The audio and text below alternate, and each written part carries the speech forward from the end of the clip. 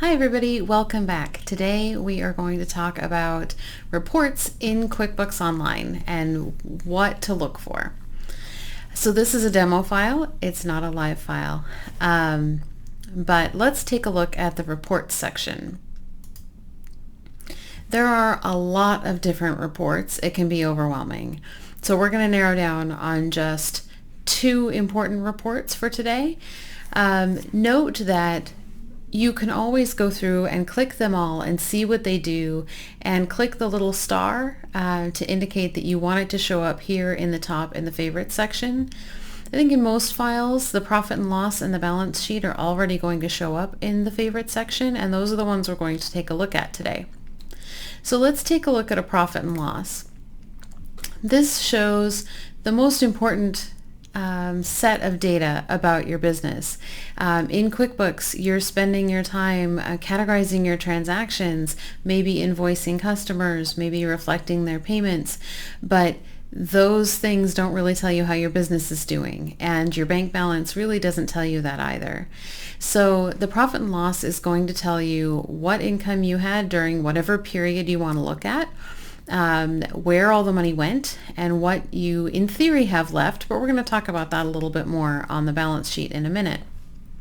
So in this particular instance, by default, the most important thing to look at when the profit and loss first comes up is what dates it's looking at. I think by default it does a year-to-date date range.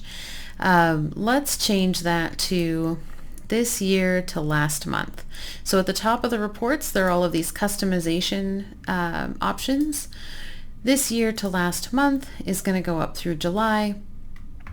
The other thing we're going to change today is to display the columns by, and let's look at months. So what that's going to do is it's going to show us January through July, month over month, side by side, and then a total at the end. The nice thing about looking at it in this way, and at least comparing a few months, is that you can see what is changing. How is income changing over time? In this particular instance, again, this is a test file, so it just has a few months of test data in it. So January, February, this one's showing 0, but if we look at May, June, July, they went from $1,000 in income in a month to $4,000, and then pretty steady at $4,000 after that. So it can kind of give you some clues. Depending on how you have your income broken out on your profit and loss, it may just be one line item that says income or sales, or it may be broken down like this, where this one has design income and landscaping services and more of a breakdown. If it's useful to you to break it down, let's make that happen. If it's not useful to you, one line item for sales is perfectly acceptable. So we can see what the total income is. We can see if there are any cost of goods sold, like you're reselling a product, the cost of that product would appear here. And then where did the rest of the money go? They spent a little bit in advertising, job materials, accounting, all of these different categories. Categories much like in the income section, if it's useful to you to break it down more granularly, by all means, feel free to do that. If you don't need things to be that granular, it's fine to have more general categories.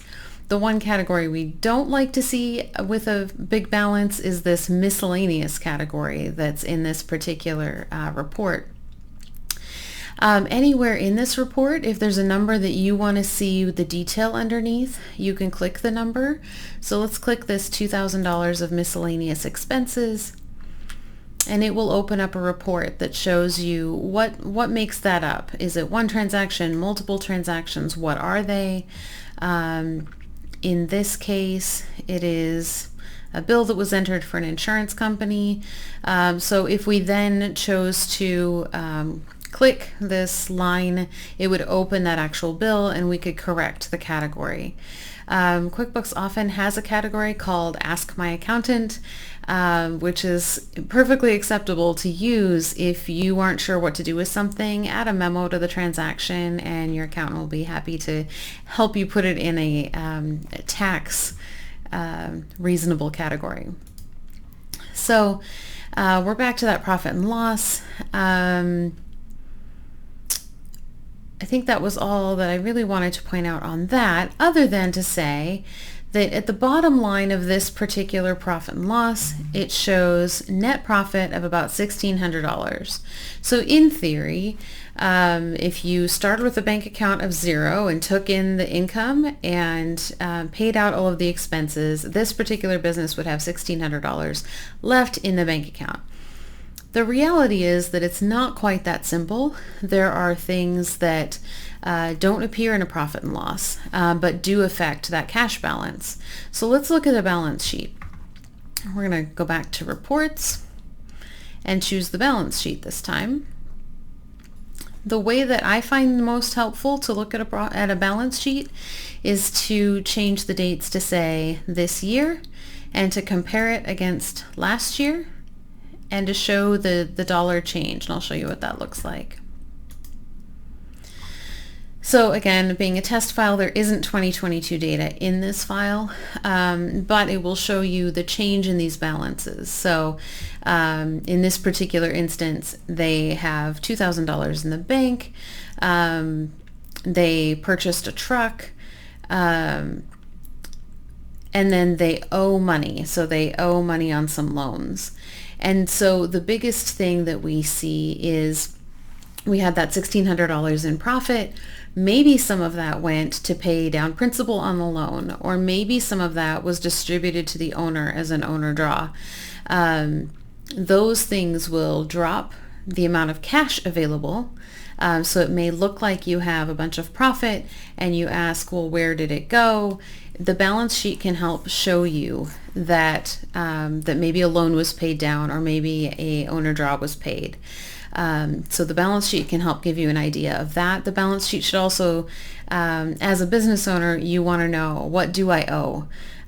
Do I owe loans, credit card debt, all of those things? Those should show up here. Any questions I can answer for right now, definitely let me know. I would also love to receive random questions that I can throw together into a Q&A video. Definitely let me know. Feel free to subscribe. What should I answer next? Have a wonderful week, and we'll see you next week.